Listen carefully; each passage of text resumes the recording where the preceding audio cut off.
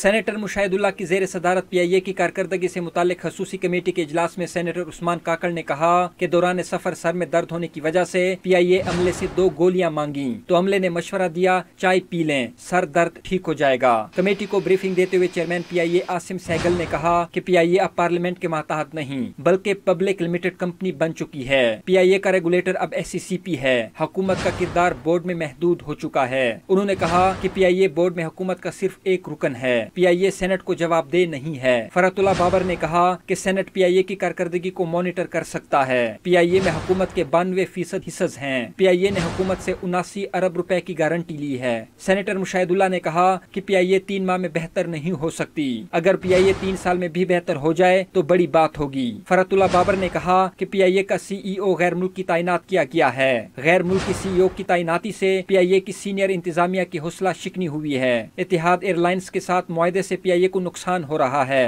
پی آئی اے کی کارکردگی بہتر کرنے کے لیے ایویشن پالیسی پر نظر ثانی کی جائے۔ طاہر شیرانی، ڈان نیوز، اسلام آباد۔